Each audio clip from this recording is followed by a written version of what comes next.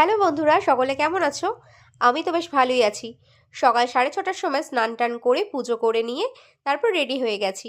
আর আজ যেহেতু আছে আমার একটা ইভেন্টের অ্যাক্টিভিটি, তাই দেরি না করে সোজা টোটো ধরে চলে এসেছিলাম বাস স্ট্যান্ডে। এই বালিহল্ট বাস স্ট্যান্ডটা সব সময়ই ভিড় থাকে। এত মানুষের যাতায়াত, সকাল হোক বা সন্ধে, ভিড় কিন্তু এরকম লেগেই থাকে। এরপর আমি ধুলাগড়ের বাস ধরে নিলাম।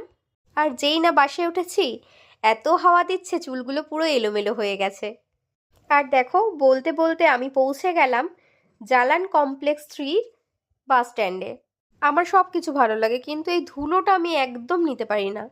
তার মধ্যে আজকে আমি আবার মাস্ক আনতে ভুলে গেছি। তবে এখন খুব একটা যেহেতু ঠান্ডা নেই, আর বেশ রোদটাও পড়ছে, গায়ে বেশ ভালোই লাগছিল। তারপর রাস্তা পার হয়ে সোজা চলে আসলাম রাস্তার এপারে। কিন্তু এখানে এসে কিছুই বুঝতে পারছিলাম না, এইরকম বড় বড় গাড়িগুলো দাঁড়িয়ে রয়েছে, এখানে আবার আমার কাজের জায়গা কোথায়?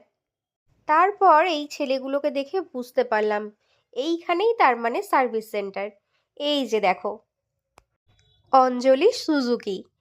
এখানে কিন্তু সার্ভিস করানো হয় সুজুকির যে বাইক বা স্কুটি আছে সেগুলো। আর আজকে কিন্তু দারুণ অফার চলছিল, মানে 21 তারিখ আর 22 তারিখে দারুণ offer, Suzuki free service camp. তবে আমি কিন্তু সুজুকির হয়ে যাইনি, আমি গিয়েছিলাম মোটলকে রিপ্রেজেন্ট করতে। তোমরা আমাকে এরকম কাজে মাঝে মাঝেই দেখতে পাবে। আমি ইভেন্টে ফ্রিল্যান্সিং কাজ করি, পার্মানেন্ট জব করতে আমার একদম ভালো লাগে না।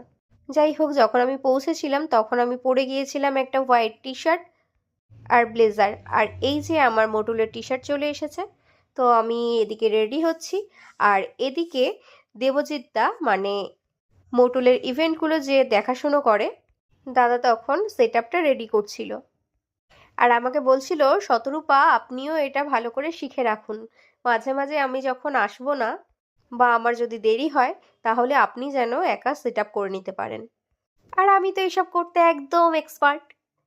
এইসব বলতে বলতে দেখি আমার এদিকে সেট আপ রেডি হয়ে গেছে। এবার আমাদের কাজ শুরু করতে হবে। আর আমিও পরে নিয়েছি মোটলের টি শার্ট। এই দেখো, বাইরে যেহেতু একটু ঠান্ডা হাওয়া বইছিল, সেজন্য আমি আবার ব্লেজারটা চাপিয়ে নিয়েছি। এরপর কাস্টমার আসছে যাচ্ছে, তাদের সাথে ডিল করছি, মাঝে মাঝে আবার একটা দুটো ফটোও তুলে নিচ্ছি। বেলা যখন প্রায় 2টো, তখন আমরা লাঞ্চে বসে গেলাম। আর আজকে লাঞ্চে ছিল রুটি আর একটা পনির কারি। তো খাওয়া দাওয়া কমপ্লিট করে আবার লেগে পড়লাম। এরপর ধীরে ধীরে যখন কাস্টমারের সংখ্যা কমতে শুরু করলো,